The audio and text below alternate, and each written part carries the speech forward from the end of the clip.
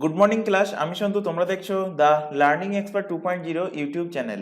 তোমাদের সামনে যে WBP police constable, WBP SI, KP constable এবং ডাব্লিউবিপি জেল পুলিশের যে হিউজ ভ্যাকান্সি প্রকাশিত হয়েছে, তার জন্য আজ জিকেজিএস এর উপর থেকে 12 নম্বর ক্লাস প্রোভাইড করা হচ্ছে। তো এর আগে অলরেডি আমরা জিকেজিএস এর উপর থেকে 11টা ক্লাস কভার করে নিয়েছি। যদি সেই ক্লাসগুলো না দেখে থাকো, ওপরে আই বাটনে লিঙ্ক শো করা আছে, সেটার উপরে ক্লিক করো, অথবা এই চ্যানেলের ডেসক্রিপশন বক্সটা ফলো করো, তার মধ্যে কিন্তু প্লে লিস্টের লিঙ্ক প্রোভাইড করাই আছে। সেটার উপরে ক্লিক করলে যে ক্লাসগুলো অলরেডি হয়ে গেছে সেগুলো পরপর তোমরা সেখান থেকে দেখে নিতে পারবে, এবং সেটা যে ক্লাসটা তোমরা করোনি সেটা ক্লিক করে সেই ক্লাসটা করে নিতে পারবে। তো শুরু করছি আজকে জিকেজিএস এর উপর থেকে 12 নম্বর ক্লাস। অন্য দিনের মতো ক্লাসের শুরুতে প্রত্যেককে বলছি, প্রথম থেকে শেষ পর্যন্ত ক্লাস দেখবে, তাহলেই কিন্তু তোমাদের এক্সামের জন্য বেনিফিট হবে। তো শুরু করছি আজকে ক্লাস। আজকের ক্লাসে ফার্স্ট কোশ্চেন দেখো, ভারতে প্রথম ইংরাজি ভাষার সংবাদপত্র কে চালু করেন? তো এর আগে তোমাদের পড়িয়েছিলাম যে ভারতের প্রথম সংবাদপত্রের নাম কি, তো সেটাই কিন্তু অ্যান্সার হবে। তো ভারতের প্রথম সংবাদপত্র কি? সংবাদপত্র ছিল বেঙ্গল গেজেট। এবং বেঙ্গল গেজেট কে চালু করেছিলেন? চালু করেছিলেন, তোমাদেরকে বারবার পড়িয়েছিলাম, হিকিসের বেঙ্গল গেজেট, অর্থাৎ J A Hicky. Option number B এর কিন্তু সঠিক অ্যান্সার হবে। J for James, A for Augustus, আর হিকি। তার মানে ফুল নাম হলো কি? James Augustus Hicky. এখানে লিখেই দিচ্ছি ফুল নাম কি। ফুল নাম হলো James Augustus, James Augustus Hicky হলো এনার ফুল নেম। এবং এনার যে নিউজ পেপার ইনি প্রচলন করেছিলেন, চালু করেছিলেন, তার নাম কি? তার নাম হলো বেঙ্গল গেজেট। তার নাম কি? বেঙ্গল গেজেট। যদি কোশ্চেন দিত তোমাদের যে ভারতের প্রথম news paper, India's first, India's first news paper, তো ইন্ডিয়াস ফার্স্ট নিউজ পেপার হলো কোনটি? এটাই বেঙ্গল গেজেট। তো যেহেতু ভারতের প্রথম নিউজ পেপার, এটা কত সালে প্রকাশিত হয়েছিল সালটাও মনে রাখতে হবে। সালটা হলো 1780 সাল। এটা কিন্তু অলরেডি পড়ানো হয়েছে।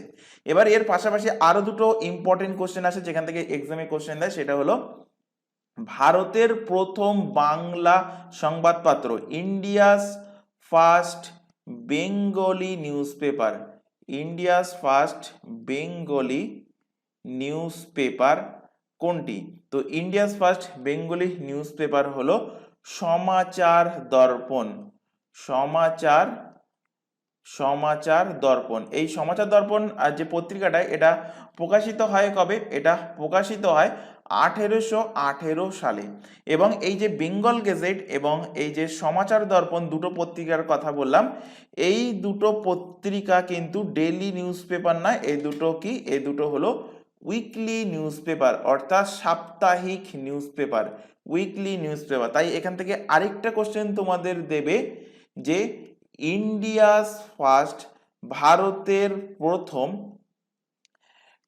Daily Bengali newspaper, India's first daily Bengali newspaper কোনটা? Daily Bengali newspaper. তো তার নাম কি? তার নাম হলো সংবাদ প্রভাকর। সংবাদ প্রভাকর। তো এখান থেকে আরেকটা কোশ্চেন তোমাদের এক্সামে দিয়েছে, এই যে সংবাদ প্রভাকর, এটা চালু করেছিলেন কে? এর স্থাপনা করেন কে? তো এর স্থাপনা করেন ঈশ্বর চন্দ্র গুপ্ত। ঈশ্বর চন্দ্র গুপ্ত। কত সালে এটা চালু হয়? এটা চালু হয় 1831 সালে সংবাদ প্রভাকর চালু হয়, যেটা ভারতের সর্বপ্রথম ডেইলি বেঙ্গলি নিউজ পেপার। চলে আসো পরবর্তী কোশ্চেন। 1857 খ্রিস্টাব্দে মহাবিদ্যালয়ে কানপুর থেকে কে নেতৃত্ব দিয়েছিলেন? তো এখান থেকে তোমাদের এর আগে মানে এর আগে যে সমস্ত কলকাতা পুলিশ বা ডাব্লিউপি পুলিশের পরীক্ষা হয়েছে, সেখানে কিন্তু পড়িয়েছিলাম ডিটেলসে। এখানে শুধুমাত্র যেমন কোশ্চেনটা রেখেছি যে কানপুর থেকে কে নেতৃত্ব দিয়েছিলেন, তো তোমাদের কোশ্চেন আসতে পারে ঝাঁসি থেকে কে নেতৃত্ব দিয়েছিলেন, কোশ্চেন দেবে বারেলি থেকে কে নেতৃত্ব দিয়েছিলেন, কোশ্চেন তোমাদের দিয়েছিল লখনৌ থেকে কে নেতৃত্ব দিয়েছিলেন। তো এগুলো কিন্তু তোমাদের অবশ্যই জানতে হবে। তো 1857 সালের যে মহাবিদ্রোহ, সেই মহাবিদ্রোহে কানপুর থেকে যিনি নেতৃত্ব দিয়েছিলেন, মোস্ট ইম্পর্টেন্ট কোশ্চেন, এই কোশ্চেনটা বহুবার রিপিট হয়েছে। তো কানপুর থেকে নেতৃত্ব দেন নানা সাহেব, অপশন সি এর সঠিক অ্যান্সার। নানা সাহেব কেন নেতৃত্ব দিয়েছিলেন, কেন মহাবিদ্রোহে তিনি যোগদান করেছিলেন? তো এর কারণ হলো নানা সাহেবের, ইংরেজরা কি করেছিল, নানা সাহেবের যে পেনশন, সেই পেনশনটাকে স্টপ করে দিয়েছিল, বন্ধ করে দিয়েছিল, এবং বন্ধ করে দেওয়াতেই ইনি কানপুর থেকে মহাবিদ্রোহের নেতৃত্ব দিয়েছিলেন। নানা সাহেব ছিলেন কিন্তু দ্বিতীয় বাজিরাওয়ের দত্তক পুত্র। তো এখান থেকে কোশ্চেন দিয়েছিল নানা সাহেব থেকে যে নানা সাহেবের আসল নাম কি? নানা সাহেবের আসল নাম, তো নানা সাহেবের আসল নাম হলো ধন্দু পান্থ। ইম্পর্টেন্ট কোশ্চেন, বহুবার এক্সামে কোশ্চেনটা দিয়েছে। নানা সাহেবের আসল নাম কি? আসল নাম হলো ধন্দু পান্থ। আচ্ছা, এখান থেকে যে কোশ্চেনগুলো তোমাদের দিতে পারে সেগুলো আমি এখানে নেক্সট পেজে এখান থেকে রিলেট করাচ্ছি। যে কোশ্চেন দেবে যে লখনৌ থেকে কে নেতৃত্ব দিয়েছিলেন মহাবিদ্রোহের? তো প্লেস, ফার্স্টে এখানে হেডিং করে নাও প্লেস।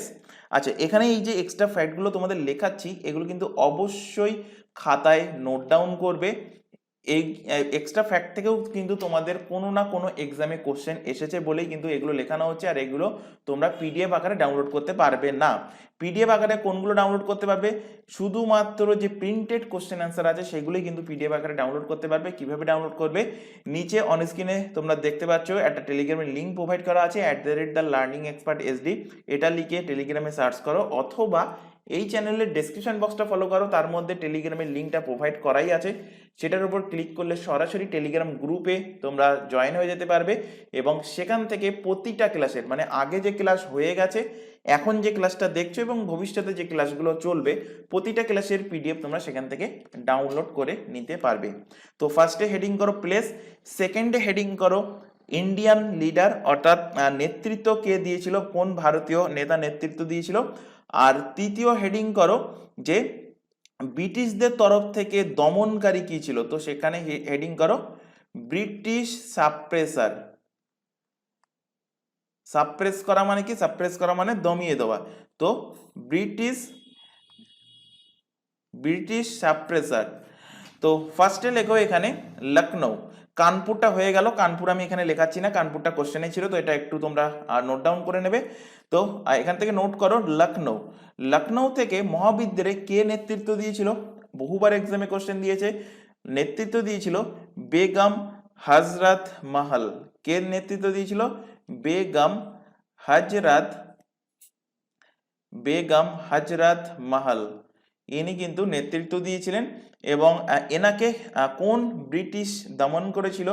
তো এনাকে দমন করেছিল কলিন ক্যাম্পবেল। তো এনার নাম কি? Sir Colin Campbell.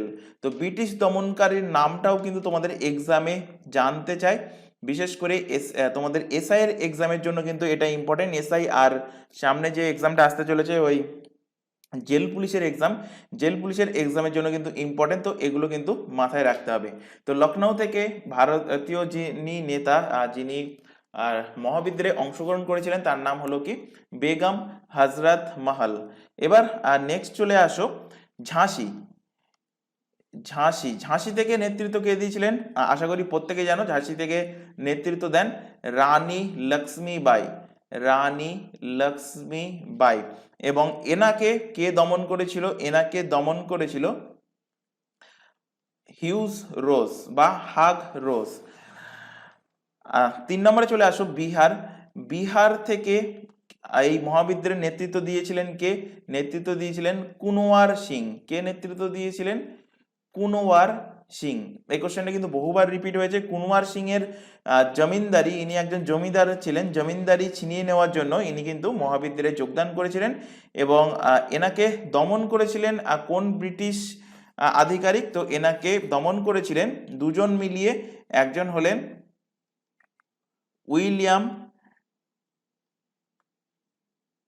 William টাইবার and আরেকজন দ্বিতীয় ব্যক্তি হলেন ভিনসেন্ট আয়ার।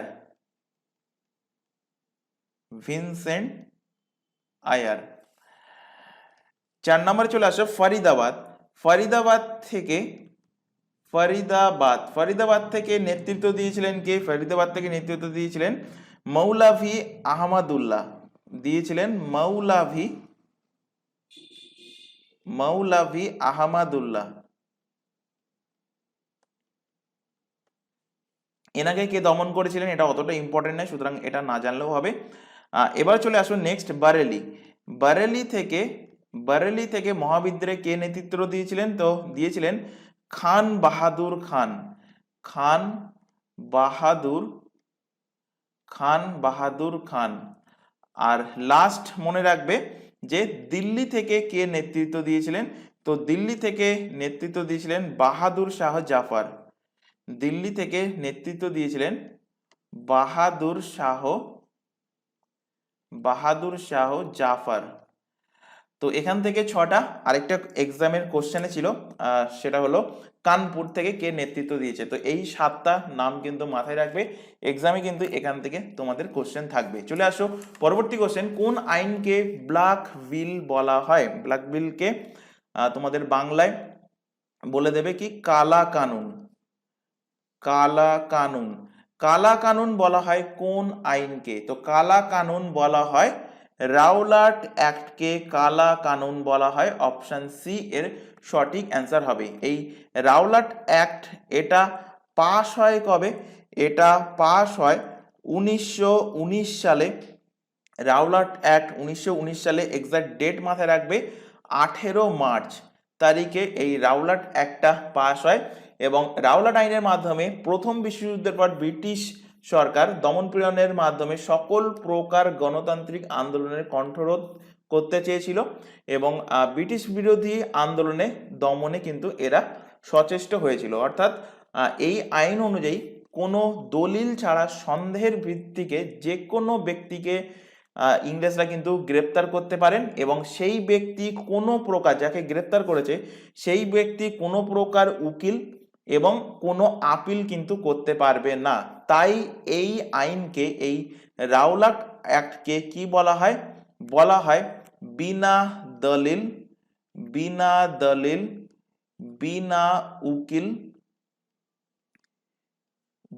উকিল এবং বিনা আপিলের আইন। বিনা দলিল, বিনা উকিল, বিনা আপিলের আইন বলা হয় কোন অ্যাক্টকে? বলা হয় রাওলাট অ্যাক্টকে। কবে এসেছিল? 1919 সালে। সালটাই কিন্তু ম্যাক্সিমাম কোশ্চেনে ছিল যে রাওলাট অ্যাক্ট কবে পাস হয়। তো সালটা মনে রাখবে, ডেট না মনে রাখলেও হবে, কিন্তু ডেটটা বলবো কষ্ট করে মনে রাখতে, কারণ এখন এক্সাম এতটাই টাফ হয়ে যাচ্ছে, ধীরে ধীরে কিন্তু ডেট জানতে চাইছে, সুতরাং ডেটগুলো কিন্তু ধীরে ধীরে তোমরা রপ্ত করবে। তো 18 মার্চ 1919 তারিখে রাওলাট অ্যাক্ট কিন্তু পাস হয় এবং এই রাওলাট অ্যাক্টকে গান্ধীজি ব্ল্যাক বিল অর্থাৎ কালা কানুন বা নামে কিন্তু আখ্যায়িত করেছিলেন। চলে আসো পরের কোশ্চেন, কোন সালে তরাইনের দ্বিতীয় যুদ্ধ সংঘটিত হয়েছিল? ভালোভাবে খেয়াল করবে, কোশ্চেন জানতে চাইছে দ্বিতীয় যুদ্ধ কবে সংঘটিত হয়েছিল। তো তরাইনের যে সেকেন্ড ব্যাটেল, দ্বিতীয় যুদ্ধ, এটা সংঘটিত হয়েছিল 1192 খ্রিস্টাব্দে। অপশন সি এর সঠিক অ্যান্সার হবে। তো 1192 খ্রিস্টাব্দে তরাইনের দ্বিতীয় যুদ্ধ কাদের কাদের মধ্যে হয়েছিল? তরাইনের দ্বিতীয় যুদ্ধ হয়েছিল মোহাম্মদ ঘোরি ভার্সেস পৃথ্বীরাজ চৌহান। মোহাম্মদ ঘোরি ভার্সেস পৃথ্বীরাজ চৌহানের মধ্যে হয়েছিল কি? হয়েছিল তরাইনের দ্বিতীয় যুদ্ধ। এবং এই যুদ্ধে কে জয়লাভ করে? অবভিয়াসলি তোমাদেরকে এর আগের ক্লাসগুলোতে বলেছি, যখনই তোমরা লিখবে যে কোনো একটা যুদ্ধ কার কার মধ্যে হয়েছিল, যে জয়লাভ করেছে সেই যুদ্ধে তার নামটা অবভিয়াসলি আগে লিখবে, তাহলে কি হবে? বুঝতে সুবিধা হবে এবং তোমার মনে রাখতেও সুবিধা হবে। তো তরাইনের দ্বিতীয় যুদ্ধে জয়লাভ করেছিল কে? জয়লাভ করেছিল মোহাম্মদ ঘোরি। যদি কোশ্চেন দেয় যে তরাইনের প্রথম যুদ্ধ কবে হয়? তরাইনের প্রথম যুদ্ধ, তো তরাইনের প্রথম যুদ্ধ এর জাস্ট আগের বছর 1191 সালে হয়েছিল। এবং এই যুদ্ধেও কে কে পার্টিসিপেট করে? এই যুদ্ধেও পার্টিসিপেট করে পৃথ্বীরাজ চৌহান। চৌহান আর লিখছি না, পৃথ্বীরাজ ভার্সেস, তোমরা চৌহান লিখে নেবে। পৃথ্বীরাজ চৌহান আর কে? মোহাম্মদ ঘোরি। এই যুদ্ধেও পার্টিসিপেট করে। এবং এখানে দেখতেই পাচ্ছ আমি পৃথ্বীরাজের নাম আগে লিখেছি, সুতরাং তরাইনের প্রথম যুদ্ধে পৃথ্বীরাজ চৌহান কিন্তু জয়লাভ করেছিল মোহাম্মদ ঘুরিকে পরাজিত করে, এবং তরাইনের দ্বিতীয় যুদ্ধে মোহাম্মদ ঘুরি জয়লাভ করে পৃথ্বীরাজ চৌহানকে পরাজিত করে। এখান থেকে আরেকটা কোশ্চেন দেবে যে তরাইনের তৃতীয় যুদ্ধ, তরাইনের থার্ড ব্যাটেল, তৃতীয় যুদ্ধ কবে হয়েছিল? তরাইনের তৃতীয় যুদ্ধ হয়েছিল, সালটা মনে রাখবে কারণ এই সালটাই বহুবার এক্সামে দিয়েছে, 1215 খ্রিস্টাব্দে হয়েছিল। এবং তরাইনের তৃতীয় যুদ্ধ কার কার মধ্যে হয়েছিল? হয়েছিল ইলতুৎমিশ এবং তুজুদ্দিন ইয়ালদুস,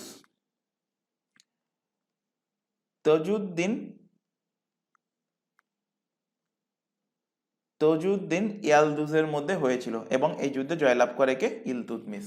তাহলে তরাইনের তিনটে যুদ্ধ হয়েছিল, তিনটে যুদ্ধ কার কার মধ্যে, কত সাল হয়েছিল, মোস্ট ইম্পর্টেন্ট। তার মধ্যে সব থেকে ইম্পর্টেন্ট হলো তরাইনের প্রথম যুদ্ধ এবং দ্বিতীয় যুদ্ধ, এবং তৃতীয় যুদ্ধের সালটা কিন্তু মোস্ট ইম্পর্টেন্ট। চলে আসো পরের কোশ্চেন, বর্তমানে শাক্যমুনি নামে কে অভিহিত হন? তো বর্তমানে শাক্যমুনি নামে অভিহিত হন Hiuen Tsang. Option number D এর কিন্তু সঠিক অ্যান্সার হবে। হিউয়েন সাং থেকে দুটো ফ্যাক্ট বহুবার পড়িয়েছি, একটা হলো হিউয়েন সাং কার আমলে ভারতে আসেন? তো হিউয়েন সাং শুরু কি দিয়ে? হ অক্ষর দিয়ে শুরু, তো হ ফর হর্ষবর্ধন, হর্ষবর্ধনের আমলে তিনি কিন্তু ভারতে আসেন হিউয়েন সাং। আর হিউয়েন সাং এর লেখা বইয়ের নাম কি? হিউয়েন সাং এর লেখা বইয়ের নাম হলো সিইউকি। এই দুটো কোশ্চেন কিন্তু মোস্ট ইম্পর্টেন্ট, বহুবার কিন্তু এক্সামে কোশ্চেন দিয়েছে, ম্যাক্সিমাম ক্যান্ডিডেট গুলিয়ে ফেলে। হিউয়েন সাং, কারণ হিউয়েন সাং ছিলেন কে? হিউয়েন সাং ছিলেন চীনা পরিব্রাজক, ইনি ছিলেন কি? চীনা পরিব্রাজক। তো ভারতে দুজন কিন্তু চীনা পরিব্রাজক আসে, একজন হলেন চীনা পরিব্রাজক, একজন হলেন হিউয়েন সাং, আরেকজনকে ফা হিয়েন। তো এই দুটোর মধ্যে ম্যাক্সিমাম গুলিয়ে ফেলে যে হিউয়েন সাং কার আমলে এসেছিল আর ফা হিয়েন কার আমলে এসেছিল।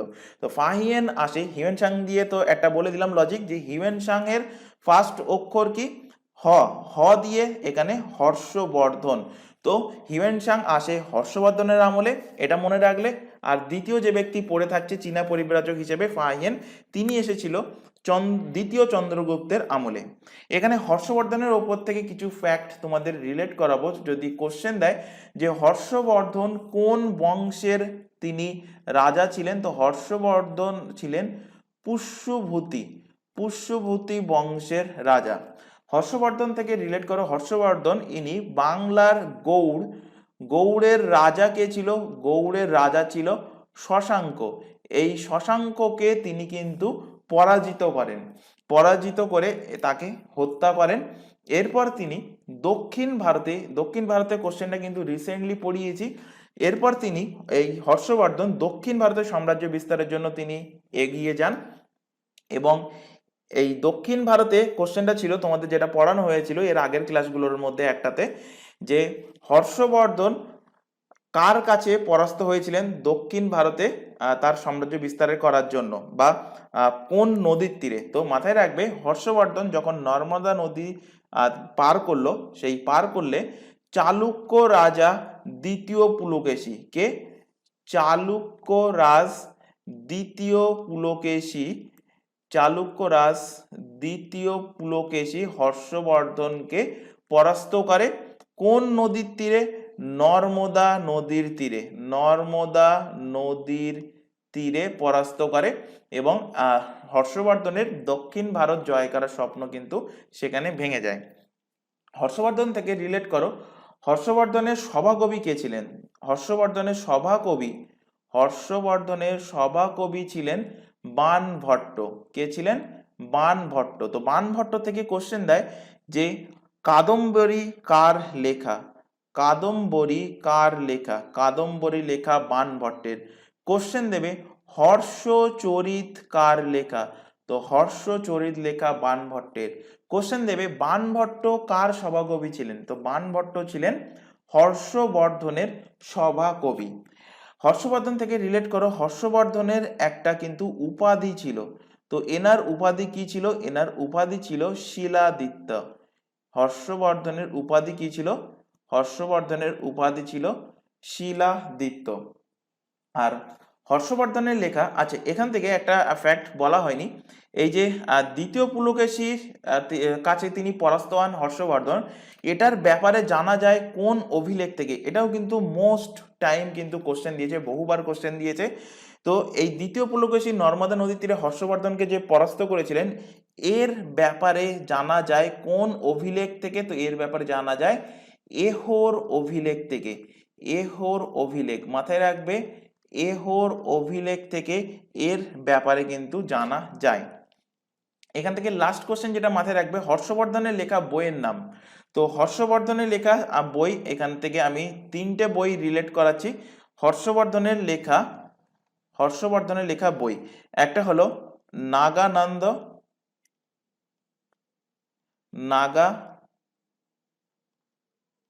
নাগানন্দ রত্নাবলী, আর হলো প্রিয়দর্শিকা। নাগানন্দ রত্নাবলী প্রিয়দর্শিকা, এই বই 3টে কে লিখেছেন? এই বই 3টে লিখেছেন হর্ষবর্ধন। চলে আসো পরবর্তী কোশ্চেনে। আচ্ছা এখানে তোমাদের একটা ছোট ইনফরমেশন প্রোভাইড করার আছে। তোমরা এখন যে ক্লাসটা দেখছো সেটা পুলিশ স্পেশাল জিকেজিএস এর ক্লাস, যার মধ্যে তোমাদের jail police, KP constable, WBP constable, WBP SI প্রত্যেকটাই কিন্তু কভার করানো হবে। এছাড়া এখানে আদার্স যে এক্সামের নামগুলো দেখতে পাচ্ছ, প্রতিটা এক্সামের জন্য আমাদের দুটো ইউটিউব চ্যানেল মিলিয়ে সম্পূর্ণ ফ্রিতে, দুটো ইউটিউব চ্যানেল মিলিয়ে মাথায় রাখবে প্রতিটা ক্লাস কিন্তু সম্পূর্ণ ফ্রিতে syllabus wise live class provide করা হচ্ছে। প্রত্যেককে বলবো ক্লাসগুলো যারা ফার্স্ট ভিজিট করছো, ক্লাসগুলো প্রথম থেকে, যে কোনো ক্লাস প্রথম থেকে শেষ পর্যন্ত একবার দেখো। যদি ভালো লাগে তাহলে যে ক্লাসগুলো হয়ে গেছে বা সামনে যে ক্লাসগুলো হবে সেগুলোকে তোমরা ফলো করতে থাকো। তো এই লাইভ ক্লাস হয়ে যাওয়ার পরে ক্লাসটা থেকে যায় কিন্তু রেকর্ডেড ফরম্যাটে, সুতরাং পরবর্তীতে রেকর্ডেড হিসেবেও তোমরা তোমাদের টাইম মতো বা রিপিটেশন হিসাবে ক্লাসগুলো দেখে নিতে পারবে। এছাড়া এখানে আরো একটা ইনফরমেশন দেওয়ার আছে, তোমাদের সামনে যে এক্সামের নামগুলো ডিসপ্লে হচ্ছে, প্রতিটা এক্সামের জন্য আমাদের কিন্তু আলাদা আলাদা হোয়াটসঅ্যাপ ব্যাচ ওপেন করা আছে। হোয়াটসঅ্যাপ ব্যাচে যুক্ত হতে চাইলে নিচে যে হোয়াটসঅ্যাপ নাম্বারটা তোমরা দেখতে পাচ্ছ, আচ্ছা তার আগে বলে নিই, হোয়াটসঅ্যাপ ব্যাচে যুক্ত হওয়ার বেনিফিট এটাই যে কখন কোন ক্লাস থাকছে, ক্লাসের রুটিনগুলো প্রোভাইড করা বা ক্লাসের যে লিঙ্ক সেগুলো প্রোভাইড করা বা এক্সাম ওরিয়েন্টেড যাবতীয় গুরুত্বপূর্ণ ইনফরমেশন আমাদের হোয়াটসঅ্যাপ ব্যাচেই প্রোভাইড করা হয়। তাই প্রত্যেককে বলছি, ইন্টারেস্টেড হলে নিচে যে হোয়াটসঅ্যাপ নাম্বারটা দেখতে পাচ্ছ, এই নাম্বারে আমাদেরকে শুধুমাত্র হোয়াটসঅ্যাপেই মেসেজ করে ইনফর্ম করবে যে তোমরা কোন ক্লাসে যুক্ত হতে চাও, তাহলে তোমাদের রিকোয়ারমেন্ট অনুযায়ী নির্দিষ্ট ব্যাচে অ্যাড করিয়ে নেওয়া হবে। মাথায় রাখবে, কেউ কিন্তু ভিডিও কল করবে না হোয়াটসঅ্যাপে, আর কেউ নর্মাল কলও কিন্তু এই নাম্বারে করবে না। এছাড়া এখানে আরো একটা ইনফরমেশন দেওয়ার আছে, তোমরা এখন যে চ্যানেলে ক্লাসটা দেখছো তার নাম দা লার্নিং এক্সপার্ট 2.0। এই চ্যানেলেই কিন্তু প্রতিটা এক্সামের জন্য তোমাদের জিকেজিএস এর ক্লাস চলছে, কারেন্ট অ্যাফেয়ার্স এর ক্লাস, রিজনিং এর ক্লাস অ্যান্ড ইংলিশের ক্লাস সম্পূর্ণ ফ্রিতে পেয়ে যাবে এই চ্যানেল থেকে। এবং প্রতিটা এক্সামের জন্য ম্যাথের ক্লাস আমাদের প্রোভাইড করা হচ্ছে আমাদেরই নতুন চ্যানেলের নামটা ভালোভাবে দেখে নাও, ম্যাথস বাই সন্তু স্যার। তো এই চ্যানেলটা কিন্তু নতুন চ্যানেল, সেই কারণে কিন্তু আমাদের এই চ্যানেলের ডেসক্রিপশন বক্সে এই নতুন চ্যানেলের লিঙ্ক প্রোভাইড করা আছে, সেটার উপর ক্লিক করলে তোমরা এই ম্যাথের চ্যানেলে চলে আসতে পারবে, যার লোগোটা তোমরা এখানে দেখতে পাচ্ছ। এবং প্রত্যেককে বলছি, যেহেতু নতুন চ্যানেল বা এই চ্যানেলটাকে যদি তোমরা সাবস্ক্রাইব না করে থাকো, তো দুটো চ্যানেলকে সাবস্ক্রাইব করে নিয়ে বেল আইকনকে অল নোটিফিকেশন সেট করে রাখো এবং রেগুলার বেসিসে চ্যানেল দুটো থেকে ক্লাসগুলো করতে থাকো। চলে আসো পরের কোশ্চেন, আকবর কোন সালে ইবাদত খানা নির্মাণ করেন? তো আকবর ইবাদত খানা নির্মাণ করেছিলেন 1575 খ্রিস্টাব্দে। অপশন ডি এর কিন্তু সঠিক অ্যান্সার হবে। তো আকবর 1575 সালে ফতেপুর সিক্রিতে তিনি ইবাদত খানা, আচ্ছা ইবাদত খানার বাংলা অর্থ কি? একে কি বলা হয়? বলা হয় উপাসনা গৃহ। যেখানে উপাসনা করা হয় সেই উপাসনা গৃহকেই বলা হয় কি? বলা হয় ইবাদত খানা। তো ইবাদত খানা ইনি নির্মাণ করেছিলেন কোথায়? 1575 সালে ফতেপুর সিক্রি, ফতেপুর সিক্রিতে তিনি ইবাদত খানা নির্মাণ করেন। এখানে বিভিন্ন ধর্মের ব্যক্তিরা মিলিত হয়ে ধর্মীয় আলোচনায় কিন্তু অংশগ্রহণ করতেন। আচ্ছা এখানে আকবরের প্রসঙ্গ যেহেতু এসছে, আকবর থেকে কিছু ফ্যাক্ট তোমাদের এখান থেকে আমরা রিলেট করাবো। আকবর থেকে ইম্পর্টেন্স যে কোশ্চেনগুলো আছে সেগুলো মোটামুটি এখান থেকে রিলেট করিয়ে দেবো। তো ফার্স্টে যে কোশ্চেনটা আসে আকবরের নাম শুনলেই, যে পানিপথের দ্বিতীয় যুদ্ধ। পানিপথের পানিপথের দ্বিতীয় যুদ্ধ। তো পানিপথের দ্বিতীয় যুদ্ধ কবে হয়? প্রত্যেকে বলবে 1556, কিন্তু কোশ্চেন দেবে যে এক্সাক্ট কোন ডেটে হয়েছিল। তো এক্সাক্ট ডেটটা কিন্তু মাথায় রাখতে হবে, কারণ এক্সাম লেভেল কিন্তু অনেকটাই হার্ড হয়ে গেছে। তো এক্সাক্ট ডেট হলো 5 নভেম্বর 1556 সালে পানিপথের দ্বিতীয় যুদ্ধ হয়। পানিপথের দ্বিতীয় যুদ্ধ কার কার মধ্যে হয়েছিল? পানিপথের দ্বিতীয় যুদ্ধ হয় আকবর ভার্সেস হয় হিমুর মধ্যে। আকবর এবং হিমুর মধ্যে হয়েছিল পানিপথের দ্বিতীয় যুদ্ধ। তো এখান থেকে স্পেসিফিক যদি করে দেয় যে আকবরের তরফ থেকে কে লড়াই করেছিল, তো আকবরের তরফ থেকে লড়াই করে বৈরাম খাঁ। তো আকবরের তরফ থেকে বৈরাম খাঁ আর হিমুর মধ্যে এই যুদ্ধটা হয়েছিল, এবং এখানে জয়লাভ করে কে? জয়লাভ করে বৈরাম খাঁ, তথা আকবর কিন্তু এই যুদ্ধে জয়লাভ করেছিল। আকবর থেকে সেকেন্ড কোশ্চেন যেটা দেবে, যে সর্বপ্রথম ইস্ট ইন্ডিয়া কোম্পানি প্রতিষ্ঠিত হয়। সর্বপ্রথম ইস্ট ইন্ডিয়া কোম্পানি। কেউ এখানে কনফিউজ হবে না, আমি কিন্তু এখানে বলিনি যে ব্রিটিশ ইস্ট ইন্ডিয়া কোম্পানি, আমি এখানে শুধু বলেছি ইস্ট ইন্ডিয়া কোম্পানি। তো সর্বপ্রথম ইস্ট ইন্ডিয়া কোম্পানি সর্বপ্রথম ইস্ট ইন্ডিয়া কোম্পানি প্রতিষ্ঠা হয় কার আমলে? প্রতিষ্ঠা হয় আকবরের আমলে। কত সালে প্রতিষ্ঠা হয়েছিল? প্রতিষ্ঠা হয়েছিল 1600 খ্রিস্টাব্দে সর্বপ্রথম ইস্ট ইন্ডিয়া কোম্পানির প্রতিষ্ঠা হয়। আকবরের থেকে সেকেন্ড কোশ্চেন হয়ে গেল। থার্ড কোশ্চেন যেটা দেবে, আকবরের ওয়াইফের নাম কি? আকবরের স্ত্রীর নাম কি? যারা যোধা আকবর মুভিটা দেখেছো, সেখানে নাম থেকেই তোমরা রিলেট করতে পারছো ওনার ওয়াইফের নাম কি। ওনার ওয়াইফের নাম হলো যোধা বাই, হলো ওনার ওয়াইফ। ফোর্থ কোশ্চেন যেটা দেবে আকবর থেকে, সেটা হলো যে জিজিয়া কর।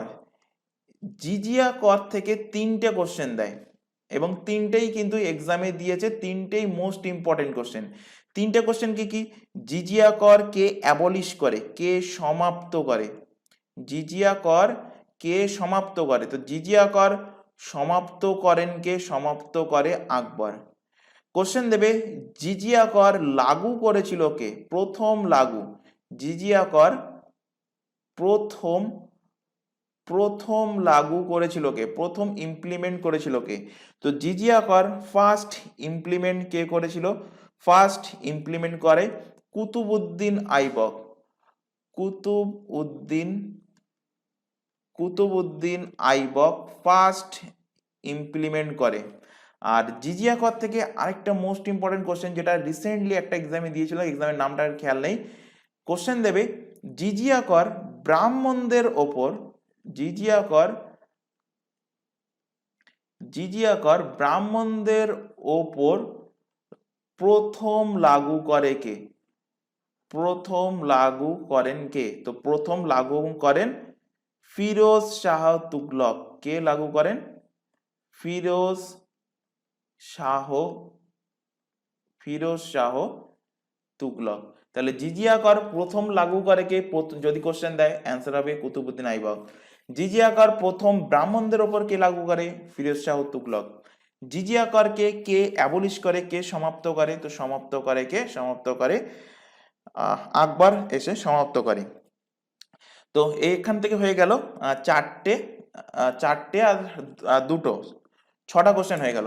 এরপর চলে আসো আকবরের ওপরে আরো 2-3টে ফ্যাক্ট এখান থেকে আলোচনা করব, যেগুলো মোস্ট ইম্পর্টেন্ট কোশ্চেন এবং বহুবার এক্সামে কোশ্চেন দিয়েছে। যে দিন ই ইলাহি, তোমরা প্রিভিয়াস ইয়ারের কোশ্চেন যদি ঘেটে দেখো, বহুবার এই কোশ্চেনটা রিপিট দেখতে পাবে। শুধুমাত্র আমি পুলিশের এক্সামের কথা বলছি না, আদার্স প্রতিটা এক্সামের কথা বলছি। দিন ই ইলাহির প্রবর্তক কে? তো দিন ই ইলাহির প্রবর্তক হলেন সম্রাট আকবর। কোশ্চেন দেবে এই যে দিন-ই ইলাহিকে একমাত্র হিন্দু যিনি দিন-ই ইলাহিকে স্বীকার করেন, একমাত্র একমাত্র হিন্দু পার্সন যিনি যিনি এই দিন-ই ইলাহিকে স্বীকার করেন। কি করেন?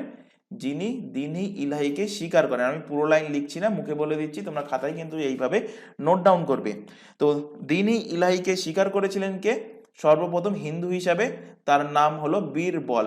কোশ্চেন দেয় বা কোশ্চেন দিয়েছিল যে বীরবলের অরিজিনাল নাম কি? তো বীরবলের অরিজিনাল নাম হলো মহেশ দাস।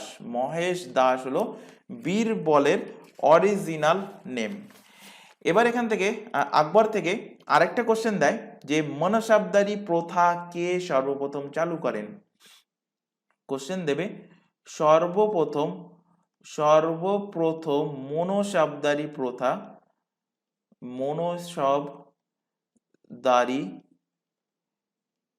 প্রথা কে চালু করেন এই সম্রাট আকবর। তাহলে দিন-ই ইলাহির প্রবর্তক কে? আকবর। মনসাবদারি প্রথা চালু করেন কে? আকবর। আচ্ছা, আকবরের নবরত্ন ছিল। এই নবরত্ন থেকে কয়েকজনের ব্যাপারে কিন্তু কোশ্চেন দেয়। তো নবরত্নে কিছু ফেমাস ব্যক্তি আছে, সেই ফেমাস ব্যক্তি থেকে কোশ্চেন দেয় যে আকবরের যে নবরত্ন ছিল সেই নবরত্নের প্রাইম মিনিস্টার কে ছিল, প্রধানমন্ত্রী কে ছিল, অর্থমন্ত্রী কে ছিল, এইভাবে কিন্তু কোশ্চেন দিয়েছে, তোমরা দেখবে। তো নবরত্নে আকবরের যে নবরত্ন, সেই নবরত্নে ফাইন্যান্স মিনিস্টার অর্থাৎ অর্থমন্ত্রী, ফাইন্যান্স মিনিস্টার। তো ফাইন্যান্স মিনিস্টার কে ছিলেন? ফাইন্যান্স মিনিস্টার ছিলেন টোডারমল। কে ছিলেন? টোডারমল ছিলেন ফাইন্যান্স মিনিস্টার। প্রধানমন্ত্রী কে ছিলেন? Prime minister. পিএম কে ছিলেন? পিএম ছিলেন এই বীরবলই কিন্তু প্রাইম মিনিস্টার ছিলেন আকবরের নবরত্নে। এখান থেকে কোশ্চেন দেবে যে আকবরের নবরত্নে কে সাহিত্যকার ছিলেন? সাহিত্যকার কে ছিলেন? তো সাহিত্যকার ছিলেন আবুল ফজল। আবুল ফজল ছিলেন সাহিত্যকার। এখান থেকে কোশ্চেন দেয় আকবরের নবরত্ন থেকে যে আকবরের নবরত্নে সঙ্গীতকার, বিশিষ্ট সঙ্গীতকার কে ছিলেন? তো বিশিষ্ট সঙ্গীতকার ছিলেন, তার নাম হলো তানসেন। আচ্ছা, তানসেন থেকে আরেকটা কোশ্চেন দেয় যে তানসেনের আসল নাম কি? তো তানসেনের আসল নাম হলো রামতনু পান্ডে। রামতনু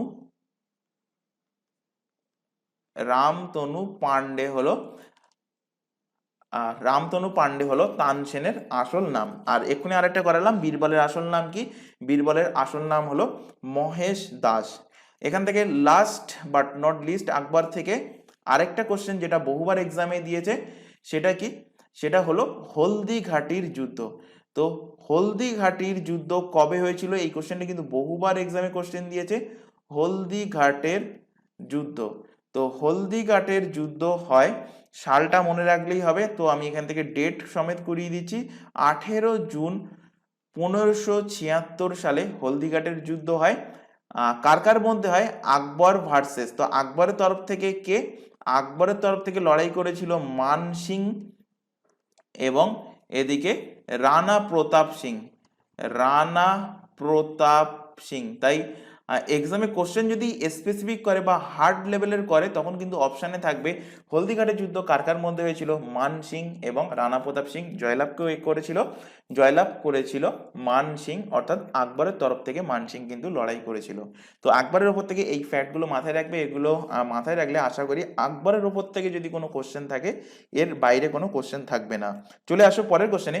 কোন পর্বতশ্রেণী ভিন্ন ঢালে স্বাভাবিক উদ্ভিদের বৈসাদৃশ্য লক্ষ্য করা যায়? তো লক্ষ্য করা যায় পশ্চিমঘাট পর্বতশ্রেণীর ভিন্ন ঢালে। অপশন বি এর সঠিক অ্যান্সার হবে। তো পশ্চিমঘাট পর্বতমালা দাক্ষিণাত্য যে মালভূমি আছে, দাক্ষিণাত্যর মালভূমির পশ্চিম সীমা বরাবর উত্তর থেকে দক্ষিণে প্রসারিত হয় এবং আরব সাগরের তীরবর্তী ভারতের পশ্চিম উপকূল ভাগকে দাক্ষিণাত্যের মালভূমি থেকে কিন্তু এই পশ্চিমঘাট পর্বতমালা আলাদা করে রেখেছে।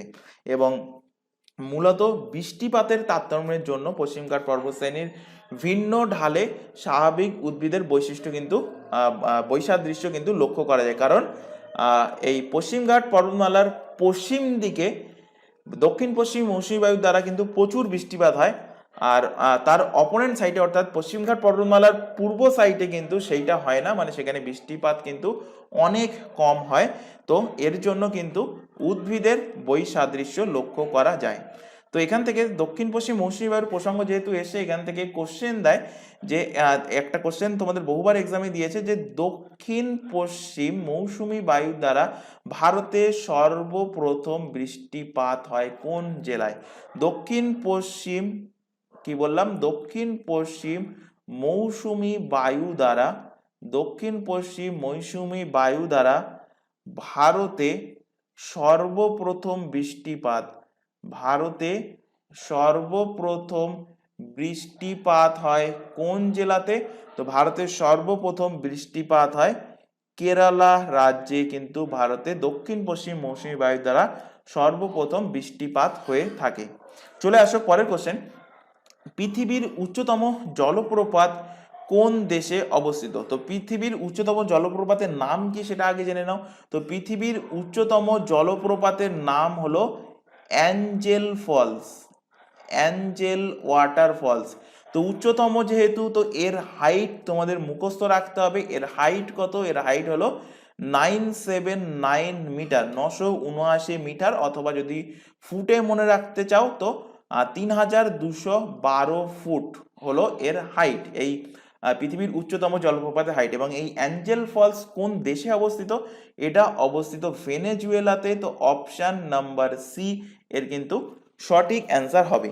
এবার যদি এখান থেকে কোশ্চেন দিত যে পৃথিবীর উচ্চতম না দিয়ে ভারতের উচ্চতম যদি দিয়ে দিত, অর্থাৎ India's highest waterfall, India's highest waterfall, India's highest waterfall, তার নাম কি?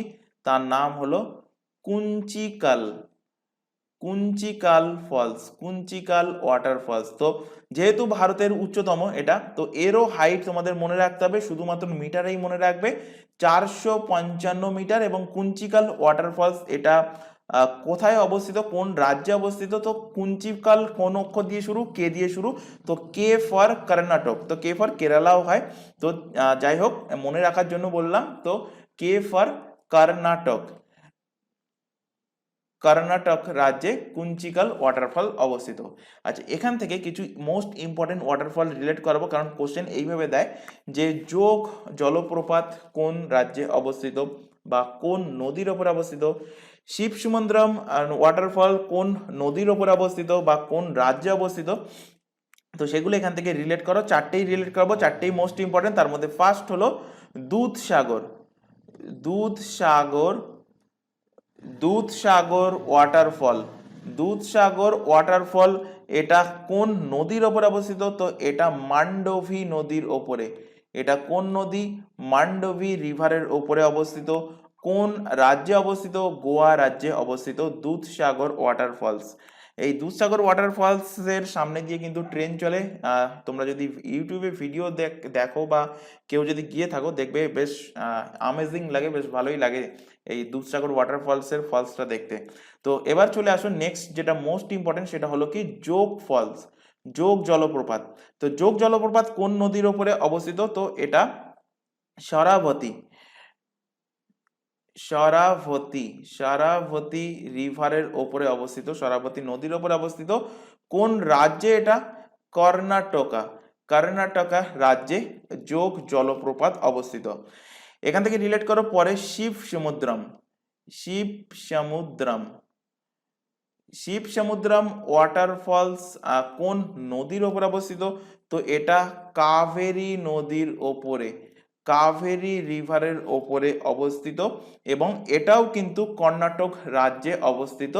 আর লাস্ট যেটা মোস্ট ইম্পর্টেন্ট, সেটা হলো হুন্দ্রু, হুন্দ্রু জলপ্রপাত, হুন্দ্রু ফলস কোন নদীর ওপর অবস্থিত? তো এটা অবস্থিত সুবর্ণরেখা,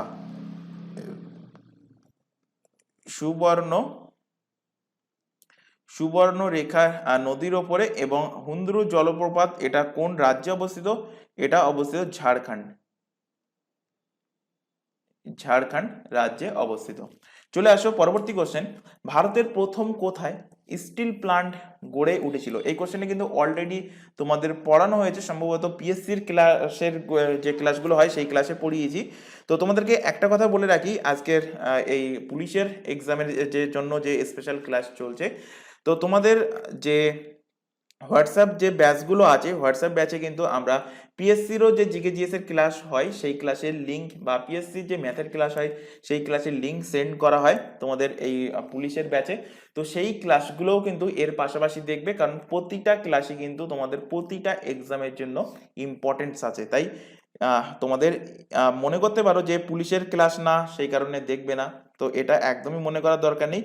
প্রতিটা ক্লাসই কিন্তু তোমাদের এক্সাম পয়েন্ট অফ ভিউ থেকে ইম্পর্টেন্ট, তাই প্রত্যেকটা ক্লাস তোমরা ফলো করবে। তো চলে আসো এই কোশ্চেনে, ভারতের প্রথম স্টিল প্লান্ট কোথায় গড়ে উঠেছিল? তো ভারতের প্রথম স্টিল প্লান্ট গড়ে ওঠে জামশেদপুর। তো ভারতের প্রথম স্টিল প্ল্যান্ট কে গড়ে তুলেছিলেন? জামশেদজি টাটা। তো তার নাম অনুসারে জায়গার নাম হয়ে যায় কি? জায়গার নাম হয়ে যায় জামশেদপুর।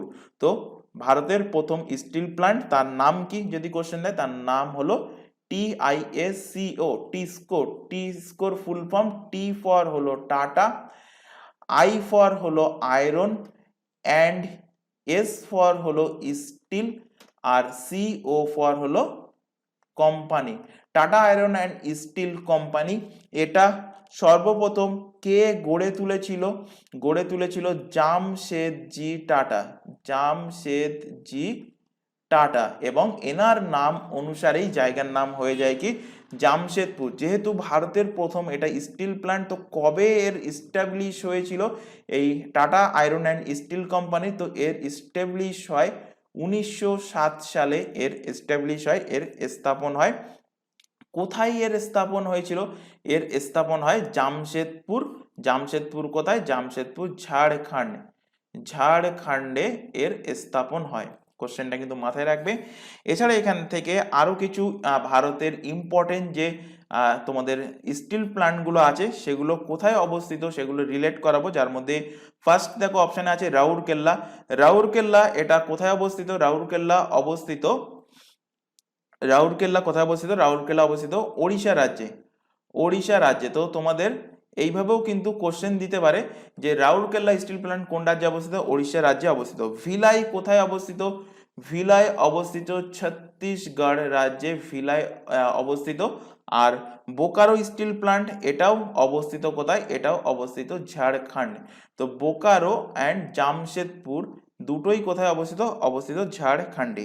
আরেকটা আছে আমাদের ওয়েস্ট বেঙ্গলে, পশ্চিমবঙ্গে।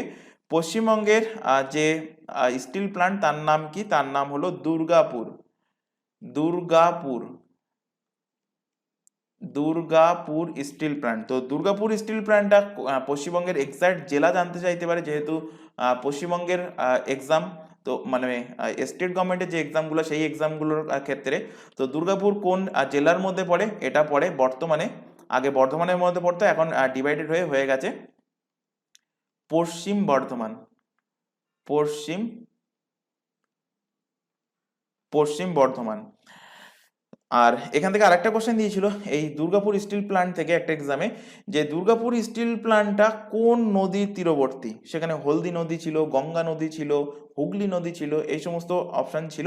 তো অ্যান্সার কি হবে? অ্যান্সার হবে এই দুর্গাপুর স্টিল প্ল্যান্টটা দামোদর রিভারের তীরে অবস্থিত, দামোদর, দামোদর রিভারের তীরে অবস্থিত। কোশ্চেনটা কিন্তু অবশ্যই এখান থেকে মাথায় রাখবে। এবার ভারতের যে স্টিল অথরিটি লিমিটেড আছে, যাকে বলা হয় কি? যাকে বলা হয় সেল। তো এটাও একটু এখান থেকে ছোট করে রিলেট করে দিচ্ছি। সেলের ফুল ফর্ম কি? Steel authority of India limited. এই সেলের ইস্টাবলিশ হয় কবে? এর ইস্টাবলিশ হয় 1954, 1954 সালে এর ইস্টাবলিশ হয়। আর এখান থেকে যে কোশ্চেনটা দেবে সেটা হলো সেলের বর্তমান চেয়ারম্যান পদে কে নিযুক্ত আছেন? আছেন অমরেন্দু, অমরেন্দু প্রকাশ, অমরেন্দু প্রকাশ বর্তমান সেলের চেয়ারম্যান পদে নিযুক্ত আছেন। চলে আসো পরবর্তী কোশ্চেনে, রামমাম জলবিদ্যুৎ কেন্দ্রটি কোথায় অবস্থিত? তো রামমাম যে জলবিদ্যুৎ কেন্দ্র এটা অবস্থিত দার্জিলিং, পশ্চিমবঙ্গের দার্জিলিং এ অবস্থিত রামবাম জলবিদ্যুৎ কেন্দ্র, অপশন ডি এর সঠিক অ্যান্সার হবে। এখান থেকে যদি কোশ্চেন দেয় যে এশিয়ার প্রথম মানে সেটা অবভিয়াসলি ভারতের প্রথম হবে। এশিয়াস ফার্স্ট জলবিদ্যুৎ কেন্দ্র, এশিয়াস ফার্স্ট তথা ইন্ডিয়াস ফার্স্ট হবে হাইড্রো ইলেকট্রিক পাওয়ার প্ল্যান্ট। ইংলিশে কি বলবো? Hydro electric power plant. এটা কোথায় অবস্থিত? এটা অবস্থিত আমাদের পশ্চিমবঙ্গের দার্জিলিং। তো ভারতের তথা এশিয়ার প্রথম হাইড্রো ইলেকট্রিক পাওয়ার প্ল্যান্ট, এশিয়ার তথা ভারতের প্রথম জলবিদ্যুৎ কেন্দ্র কোথায় অবস্থিত? দার্জিলিং, পশ্চিমবঙ্গের দার্জিলিংয়ে অবস্থিত। যেহেতু প্রথম কবে ইস্টাবলিশ হয়? 1897 সালে এর কিন্তু ইস্টাবলিশ হয়েছিল। এবার এখান থেকে সেকেন্ড কোশ্চেন যেটা দেবে যে ভারতের সবথেকে বড় India's largest hydro electric power plant, তার নাম কি? তার নাম হলো কয়না। কয়না কোথায় অবস্থিত? কয়না মহারাষ্ট্রে অবস্থিত। এখানে এমএস লিখে দিলাম, তোমরা ফুল ফর্মে লিখে রাখবে। চলে আসো পরবর্তী কোশ্চেনে। কাশ্মীর এবং লাদাখের সংযোগ স্থাপন করে কোন পাস? শিবকিলা, জজিলা, নাথুলা না বুরজিলা? তো এটা কিন্তু ম্যাপ সহকারে আমি পড়িয়েছিলাম এর আগে। তোমরা প্রিভিয়াস ক্লাসগুলো যদি দেখে থাকো সেখানে কিন্তু পড়িয়েছি। প্রিভিয়াস ক্লাস বলতে এর আগে যে 11টা সেট তার মধ্যে সম্ভবত না, তার আগের যে ক্লাসগুলো তোমাদের পুলিশ স্পেশাল পড়িয়েছিলাম তার মধ্যে পড়িয়েছিলাম। তো এখান থেকে রিলেট করাচ্ছি, ভালোভাবে দেখে নাও। তো কাশ্মীর এবং লাদাখকে সংযোগ স্থাপন করে কে? সংযোগ স্থাপন করে জোজিলা পাস। এখান থেকে মোস্ট ইম্পর্টেন্ট কিছু পাস আছে, সেগুলো কিন্তু এক্সাম পয়েন্ট অফ ভিউ থেকে ইম্পর্টেন্ট। তার মধ্যে এখান থেকে রিলেট করো, আমি এখানে তোমাদের রাজ্য ওয়াইজ আলাদা আলাদাভাবে করে দিচ্ছি যাতে করে সহজে মনে থাকে। তো হিমাচল প্রদেশ, ফার্স্টে চলে আসো। হিমাচল প্রদেশ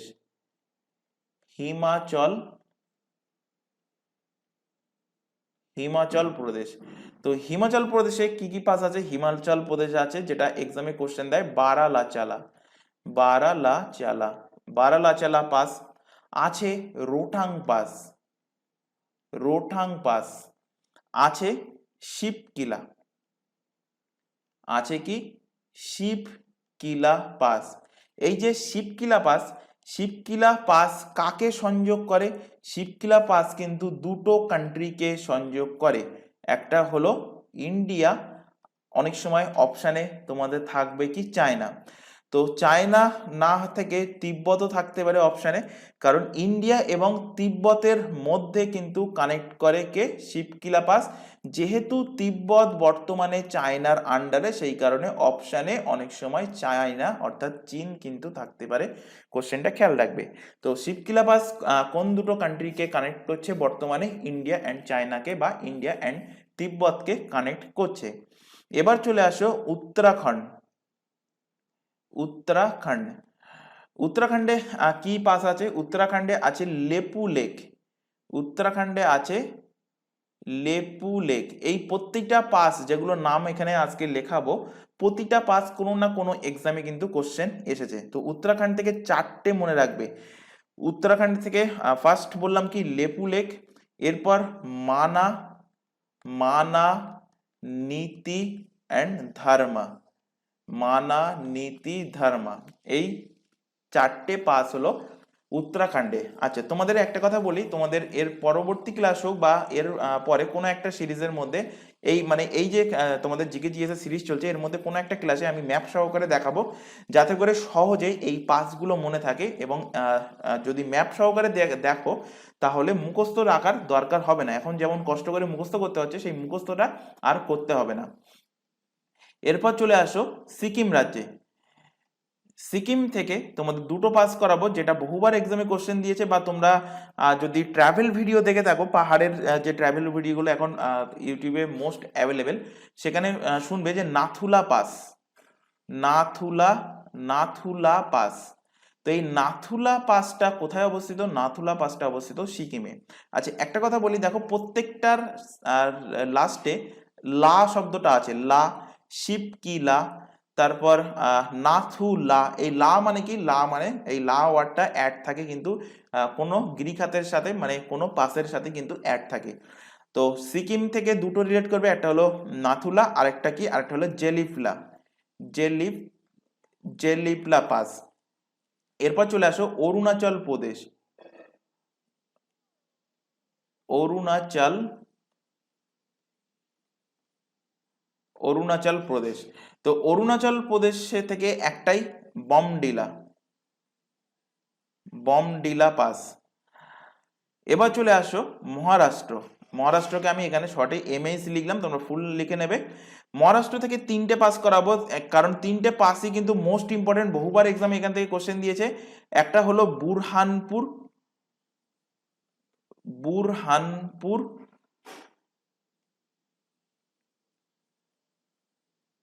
বুরহানপুর, একটা হলো পালঘাট, আর একটা হলো ভোরঘাট, পালঘাট আর একটা হলো ভোরঘাট, পালঘাট অ্যান্ড ভোরঘাট। বুরহানপুরটা মোস্ট ইম্পর্টেন্ট এই কারণে, এখান থেকে কোশ্চেন দেবে যে উত্তর ভারতকে দক্ষিণ ভারত থেকে আলাদা করেছে বা কানেক্ট করেছে কোন পাস? উত্তর ভারতকে দক্ষিণ ভারতের সাথে, দক্ষিণ ভারতের সাথে কানেক্ট করে কোন পাস? বুরহানপুর। পালঘাট কি করে? পালঘাট এটাও কিন্তু বহুবার কোশ্চেন দিয়েছে, পালঘাট মুম্বাইতেও অবস্থিত, ভোরঘাটটাও কিন্তু মুম্বাইতে অবস্থিত। তো পালঘাট কি করে? মুম্বাই এবং নাসিককে কানেক্ট করে, মুম্বাই অ্যান্ড নাসিককে কানেক্ট করে। আর ভোরঘাট কি করে? মুম্বাই অ্যান্ড পুনেকে কানেক্ট করে। তো এই তিনটে কিন্তু এখান থেকে মাথায় রাখবে মহারাষ্ট্র থেকে। আর এখান থেকে এবার চলে আসো কেরালা, কেরালা থেকে, কেরালা রাজ্যে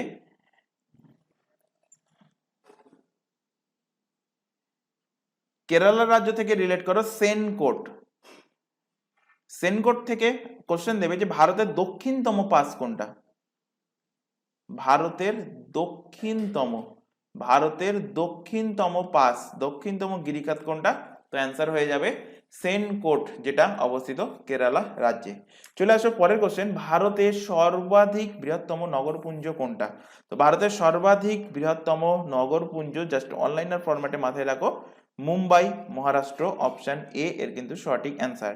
চলে আসো পরের কোশ্চেন, পোলাভারাম প্রকল্পটি কোন নদীর ওপরে গড়ে উঠেছে? তো পোলাভারাম যে প্রকল্প, এটা গড়ে উঠেছে গোদাবরী নদীর উপরে, অপশন ডি এর কিন্তু সঠিক অ্যান্সার হবে। এই প্রকল্পটা কেন করা হয়েছিল? মূলত সেচ কার্যের জন্য কিন্তু এই প্রকল্পটা করা হয়েছিল।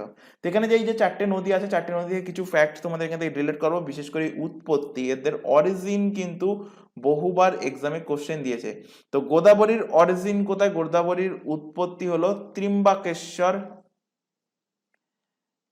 ত্রিম্বাকেশ্বর ত্রিম্বাকেশ্বরের ব্রহ্মগিরি পর্বত থেকে, ত্রিম্বাকেশ্বরের ব্রহ্মগিরি, ত্রিম্বাকেশ্বরের ব্রহ্মগিরি পর্বত থেকে এদের উৎপত্তি হয়েছে, এদের অরিজিন। এটা পড়েছে কোথায় গিয়ে এই গোদাবরী নদীটা? গোদাবরী নদী এটা পূর্ব দিকে বাহিত হয়ে বঙ্গোপসাগর অর্থাৎ বে অফ বেঙ্গল, বঙ্গোপসাগরে গিয়ে পড়েছে, বে অফ বেঙ্গলে গিয়ে পড়েছে। গোদাবরী ভারতের কিন্তু দ্বিতীয় দীর্ঘতম নদী, ভারতের দ্বিতীয় দ্বিতীয় দীর্ঘতম দ্বিতীয় দীর্ঘতম নদী। অথবা যদি কোশ্চেন দেয় উপকূলীয় ভারতের দীর্ঘতম নদী কোনটি? উপকূলীয় ভারতের, উপকূলীয় ভারতের দীর্ঘতম নদীও হলো কিন্তু এই গোদাবরী নদী, দীর্ঘতম নদী। এবার তোমাদের মনে ডাউট হতে পারে যে ভারতের দীর্ঘতম নদী তো গঙ্গা নদী, তাহলে গোদাবরীকে কেন উপকূলীয় ভারতের দীর্ঘতম নদী বলা হচ্ছে? তো উপকূলীয়র অর্থ হলো এই গোদাবরী নদীটা কিন্তু ভারতেই কিন্তু এটা উৎপত্তি হয়েছে এবং ভারতের মধ্যেই কিন্তু এটা মানে ভারতের আন্ডারে বঙ্গোপসাগর আছে, বঙ্গোপসাগরের কিছু অংশ, তো তাতেই গিয়ে কিন্তু সেটা পড়েছে। তো এটা টোটালটাই ভারতের মধ্যে আছে বলে এখান থেকে কোশ্চেন দিতে পারে যে উপকূলীয় ভারতের দীর্ঘতম নদী কোনটা। ফার্স্ট অপশানে কিন্তু গঙ্গা থাকবে, ম্যাক্সিমাম ক্যান্ডিডেট গঙ্গা মারবে।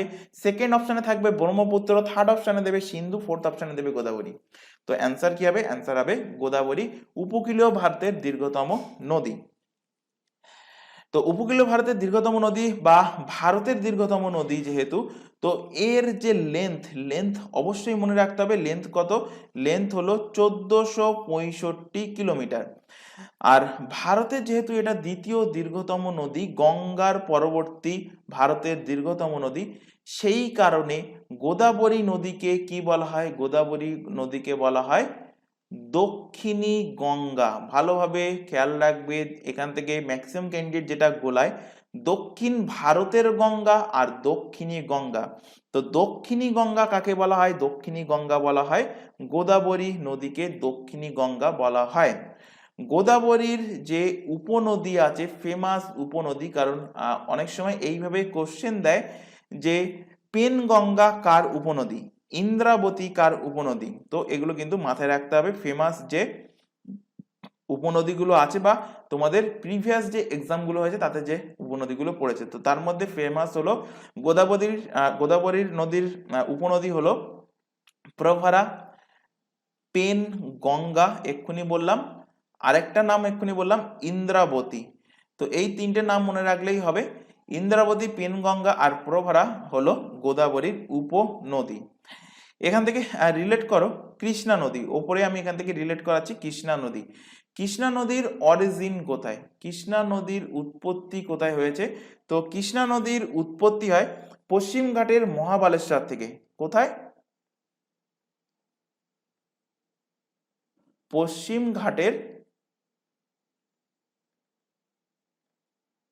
পশ্চিম ঘাটের মহাবালেশ্বর থেকে এর উৎপত্তি হয়। এবং কৃষ্ণা নদীটাও এটাও কিন্তু পূর্ব বাহিনী নদী, তাও পূর্ব বাহিনী নদী যেহেতু, তো এটাও গিয়ে পড়েছে কোথায়? বঙ্গোপসাগরে, অর্থাৎ বে অফ বেঙ্গলে গিয়ে এটা পড়েছে। আর কৃষ্ণা নদী থেকে আরেকটা কোশ্চেন মাথায় রাখবে যে কৃষ্ণা নদীর উপনদী কোনটি? তো কৃষ্ণা নদীর উপনদীর মধ্যে সব থেকে ফেমাস, বহুবার এক্সামে কোশ্চেন দিয়েছে, তুঙ্গাভদ্রা। তুঙ্গাভদ্রা কার উপনদী? কৃষ্ণার উপনদী হলো তুঙ্গাভদ্রা। এছাড়া ঘাটপ্রভা আর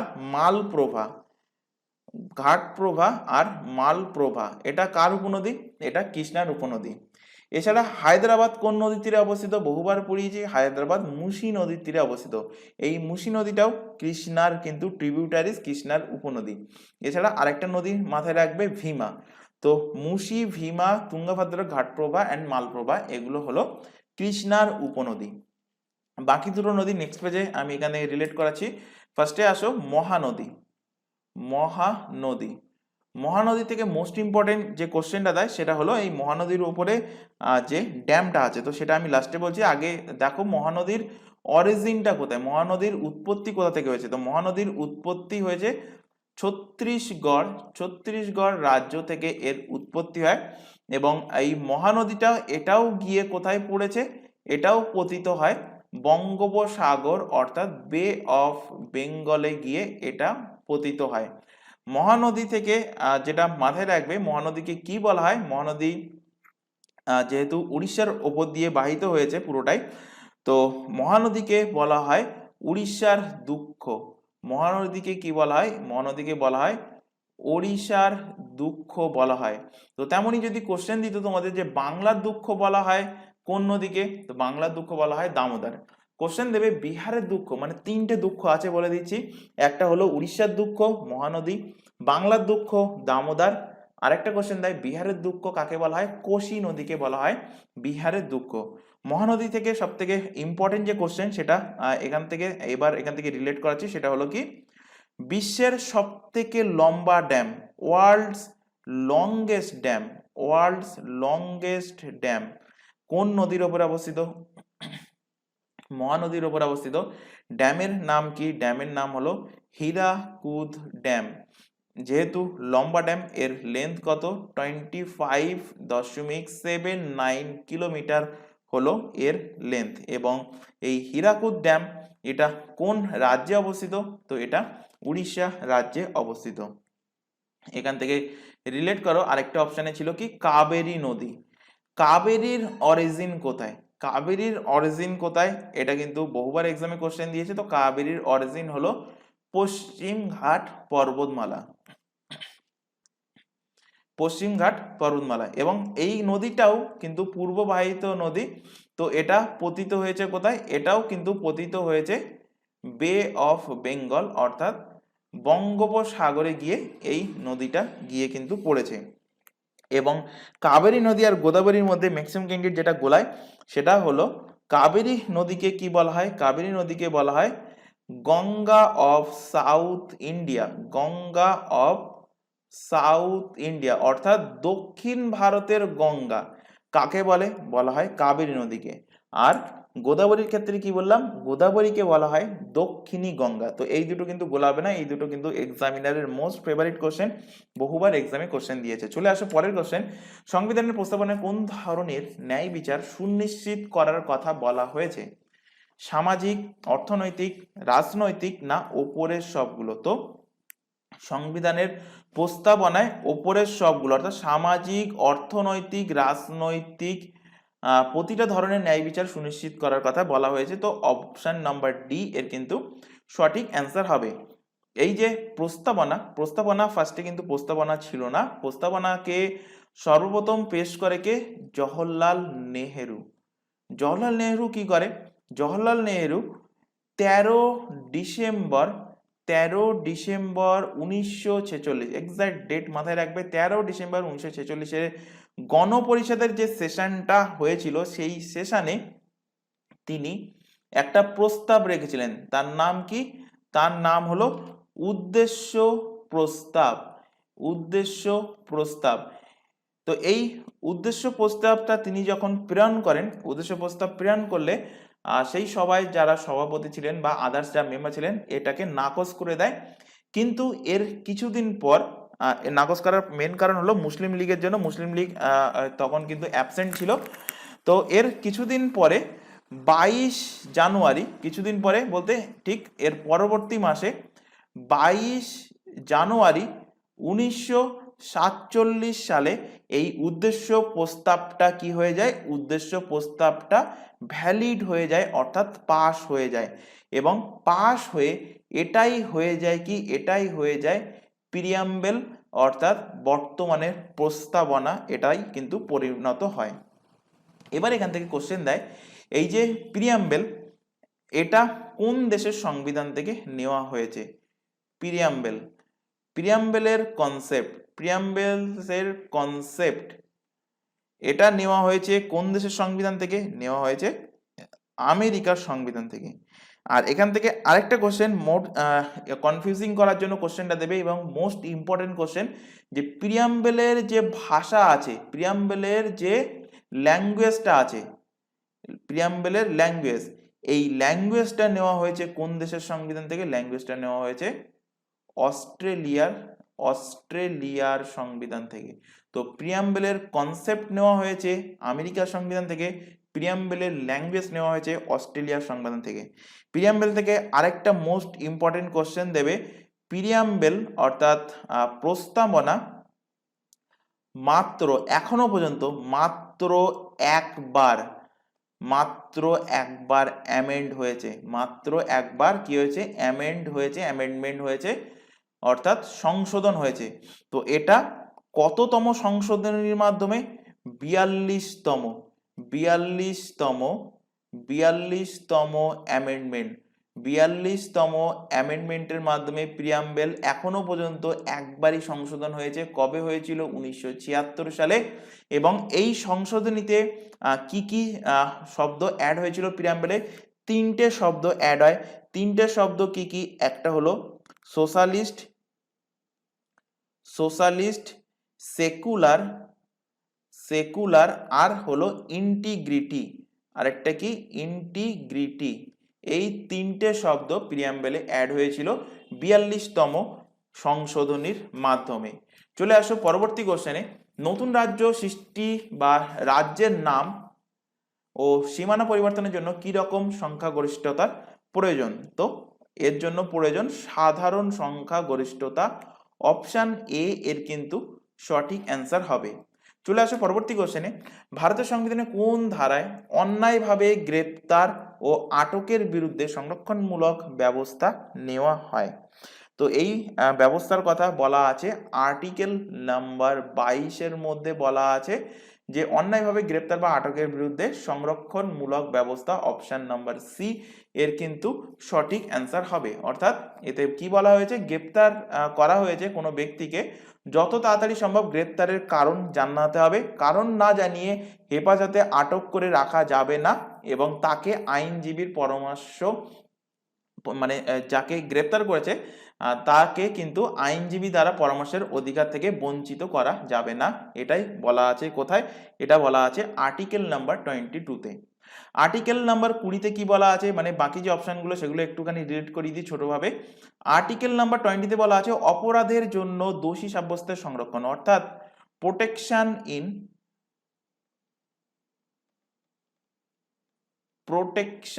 ইন রেসপেক্ট অফ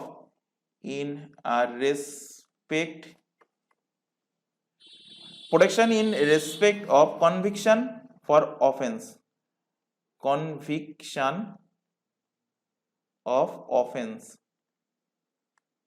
বলা আছে আর্টিকেল নাম্বার 20-তে, অর্থাৎ অপরাধের জন্য দোষী সাব্যস্তের সংরক্ষণ।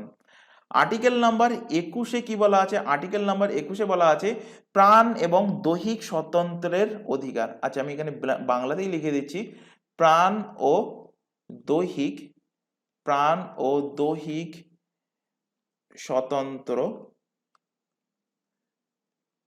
স্বতন্ত্রের অধিকার,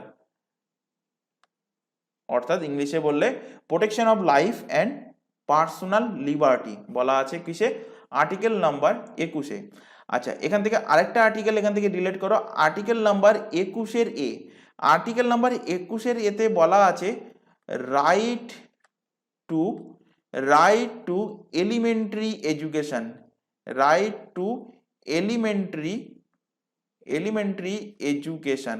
আচ্ছা, এখানে লিখতে গিয়ে কোনো কিছুর স্পেলিং যদি মিস্টেক হয় সেটা একটু দয়া করে বাড়িতে কারেকশন করে নেবে, কারণ এখানে তোমাদের একাডেমিকের মতো এই যে এক্সামগুলো হবে একাডেমিকের মতো তোমার কেউ স্পেলিং চেক করবে না, জাস্ট তোমার অ্যান্সার বা জাস্ট তোমার কনসেপ্ট কি আছে সঠিক আছে কিনা সেটাই কিন্তু টেস্ট হবে। তাই যদি কারোর মনে হয় যে বানান সঠিক হওয়ার দরকার, তো একটু কাইন্ডলি, যদি আমার ভুল হয়ে থাকে তো কাইন্ডলি বাড়িতে একটু সঠিক করে নেবে। তো এখানে কেন আমি এলিমেন্টারি এই শব্দটা ইউজ করলাম, এই যে এলিমেন্টারি শব্দটা ইউজ করার কারণ হলো এখানে কিন্তু 6 থেকে 14 বছরে যে সমস্ত বাচ্চারা আছে, 6 থেকে 14 ইয়ার্স বাচ্চাদের কিন্তু কম্পালসারি ভাবে তাদেরকে এডুকেশন প্রোভাইড করতে হবে। সেটাই বলা আছে কিসে? সেটাই বলা আছে 21-এর এ নাম্বার আর্টিকেলে। এবং এই যে 21-এর এ নাম্বার আর্টিকেল, এটাকে কবে অ্যাড করা হয়েছে, কোন অ্যামেন্ডমেন্টের মাধ্যমে? তো মাথায় রাখবে 86 অ্যামেন্ডমেন্ট কত সালে হয়েছিল? 2002 সালে। আর আর্টিকেল নাম্বার 23-এ বলা হয়েছে কি? আর্টিকেল নাম্বার 23-এ বলা হয়েছে যে ফোর্সড লেবার, মানে জোর করে কিন্তু কাজ করানো যাবে না, অর্থাৎ prohibition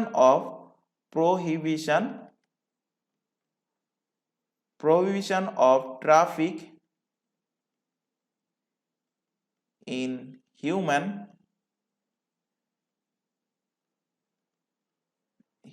being and forced labor, মানে হিউম্যান ট্রাফিকিং করা যাবে না, মানে মানব তস্করি, মানব চুরি, মানে মানুষদের না জানিয়ে এদেশ থেকে অন্য দেশে বেচে দেওয়া হয় বা চুরি করে বেচে দেওয়া হয়, সেই মানব তস্করি করা যাবে না এবং কাউকে দ্বারা জোর করে কিন্তু লেবারি করানো যাবে না। কিন্তু যখন ন্যাশনাল ইমার্জেন্সি মানে ইমার্জেন্সি যখন লাগু হবে তখন কিন্তু এই যে ফোর্স লেবারের যে ব্যাপারটা এটা কিন্তু হটে যাবে, তখন কিন্তু সরকার তোমার দ্বারা জোর করে কাজ করাবে। তো এটা মাথায় রাখবে যে যখন ইমার্জেন্সি লাগু হবে তখন কিন্তু আর্টিকেল 23 হটে যাবে। চলে আসো পরের কোশ্চেন, নিম্নলিখিত কোনটির মাধ্যমে নেট ডোমেস্টিক প্রোডাক্ট অর্থাৎ এনডিপি ভালোভাবে উত্থাপন করা যায়? তো এনডিপিকে ভালোভাবে উত্থাপন করা যায় জিডিপির থেকে। যদি আমি অবচয়টাকে মাইনাস করে দিই তাহলে সেটাকে কি বলবো? সেটাকে বলবো আমি NDP, net domestic product. Option number B এর কিন্তু সঠিক অ্যান্সার হবে। চলে আসো পরবর্তী কোশ্চেনে, জয় জওয়ান জয় কিষান জয় বিজ্ঞান এই উক্তিটাকার। এখান থেকে ম্যাক্সিমাম ক্যান্ডিডেট যেটা ভুল করবে সেটা একটু পরে বলছি। তো এই জয় জওয়ান জয় কিষান জয় বিজ্ঞান এই উক্তিটা ম্যাক্সিমাম ক্যান্ডিডেট মারবে কোনটা? ম্যাক্সিমাম ক্যান্ডিডেট মারবে লাল বাহাদুর শাস্ত্রী। অ্যান্সার হয়ে যাবে ভুল। কেন ভুল হবে বলছি, এর সঠিক অ্যান্সার হবে অটল বিহারী বাজপেয়ী। অটল বিহারী বাজপেয়ী জয় জওয়ান জয় কিষান জয় বিজ্ঞান এই উক্তিটা দিয়েছিলেন। আর লাল বাহাদুর শাস্ত্রী এই সেম উক্তি দিয়েছেন কিন্তু পুরোপুরি উক্তি দেননি। তিনি দিয়েছিলেন জয় জওয়ান জয় জওয়ান জয় কিষান, বাস এইটুকু উক্তি তিনি দিয়েছিলেন। এই যে জয় বিজ্ঞান যে শব্দটা এটা অ্যাড করেছিলেন কে? অ্যাড করেছিলেন অটল বিহারী বাজপেয়ী। তো মাথায় রাখবে এখান থেকে কিন্তু ভুল হতে পারে। জয় জওয়ান জয় কিষান উক্তিটা দেয় লাল বাহাদুর শাস্ত্রী, জয় জওয়ান জয় কিষান জয় বিজ্ঞান উক্তিটা দেয় অটল বিহারী বাজপেয়ী। মোহাম্মদ ইকবালের উক্তিটা কি? মোহাম্মদ ইকবালের উক্তিটা হলো সারে জাহাঁ সে আচ্ছা, সারে জাহাঁ সে আচ্ছা। এই কোশ্চেনটা কিন্তু বহুবার এক্সামে দিয়েছে, বিশেষ করে এসএসসির যে এক্সামগুলো হয় সেই এক্সামে দিয়েছে। সারে জাহাঁ সে আচ্ছা এই উক্তিটাকার মোহাম্মদ ইকবালের। আরেকটা কোশ্চেন, না এখান থেকে আরেকটা উক্তি রিলেট করো। ইন্দিরা গান্ধী যে উক্তিটা করেছিলেন সেটা হলো গরিবি হাটাও, গরিবি হাটাও। চলে আসো পরবর্তী কোশ্চেনে, 2023 এশিয়ান গেমসে মহিলাদের 10 মিটার এয়ার পিস্তল ইন্ডিভিজুয়াল ইভেন্টে কে স্বর্ণ পদক জিতেছে? তো স্বর্ণ পদক জিতেছে কে? স্বর্ণ পদক জিতেছে পলক গুলিয়া। আর যদি কোশ্চেনটা দিত এই সেম কোশ্চেনে যে সিলভার পদক, সিলভার সিলভার পদক সিলভার মেডেল কে জিতেছে? জিতেছে এশা সিং। তো গোল্ড মেডেল জিতেছে পলক গুলিয়া আর সিলভার মেডেল জিতেছে এশা সিং। তো অ্যান্সার হয়ে যাবে অপশন এ এর সঠিক অ্যান্সার। চলে আসো পরবর্তী কোশ্চেনে, প্রুডেন্সিয়াল নর্ম কথাটা নিম্নলিখিত কোনটির সাথে সম্পর্কিত? তো তার আগে জেনে নাও যে প্রুডেন্সিয়াল নর্ম এটা কি জিনিস। তো প্রুডেন্সিয়াল নর্ম এটা হলো যতক্ষণ না পর্যন্ত একটা ঋণ নিয়েছে এমন একটা ব্যক্তি, ঋণ গ্রহীতা তাকে বলা হয়। তো ঋণ গ্রহীতা তার অ্যাকাউন্টে ডেবিট করার সমগ্র যে সুদ কিস্তি এবং অন্যান্য চার্জ পরিশোধ করছেন ততক্ষণ পর্যন্ত একটি ব্যাংকের ঋণ সম্পদকে স্ট্যান্ডার্ড অ্যাসেট হিসাবে কিন্তু বিবেচনা করা হয়। আর ব্যাংক এই ধরনের অর্থ প্রদান করতে ঋণ গ্রহীতাকে 30 দিনের কিন্তু একটা সময়সীমা দিয়ে থাকে। তো এটাই হলো প্রুডেন্সিয়াল নর্ম। তো প্রুডেন্সিয়াল নর্ম কার সাথে সম্পর্কিত? তো এটা ব্যাংকের সংস্কার এর সাথে কিন্তু সম্পর্কিত, ব্যাংকের সাথে রিলেটেড। তো অপশন নাম্বার ডি এর সঠিক অ্যান্সার হবে। চলে আসো আজকের ক্লাসের last question, safe under 16 championship 2023 এটাতে ভারতীয় পুরুষ ফুটবল দল কোন দেশকে হারিয়েছে? তো ভারতীয় ফুটবল দল হারিয়ে জয়লাভ করেছে কাকে হারিয়ে? বাংলাদেশকে হারিয়েছে। তো অপশন নাম্বার সি এর কিন্তু সঠিক অ্যান্সার হবে। তো আজকের ক্লাসে এই 21টা কোশ্চেন রাখা ছিল জিকেজিএস এর উপর থেকে। আশা করি প্রতিটা কোশ্চেন তোমাদের ক্লিয়ার হয়েছে। যদি কোথাও কোনো কোশ্চেনে কোনো রকম ডাউট থেকে থাকে তো সেটা অবশ্যই তোমরা কমেন্ট বক্সে কমেন্ট করে জানাবে, তাহলে তোমাদের সেই ডাউটটা ক্লিয়ার করা হবে পরবর্তী ক্লাসে হোক বা কোনো একটা ডাউট ক্লিয়ারিং সেশনে রেখে হোক। তো আশা করি আজকে ক্লাস ভালো লেগেছে। যদি ভালো লেগে থাকে তো অবশ্যই ক্লাসটাকে তোমরা লাইক করবে, তোমার বন্ধু বান্ধবের মধ্যে শেয়ার করবে যারা পুলিশের এক্সামের পাশাপাশি আদার্স অন্যান্য কম্পিটিটিভ এক্সামের জন্য প্রিপারেশন নিচ্ছে। তো আজকের ক্লাস আমরা এখানে শেষ করছি। আজকের ক্লাস এই পর্যন্ত। নেক্সট দেখা হবে পরবর্তী ক্লাস নিয়ে। Thank you.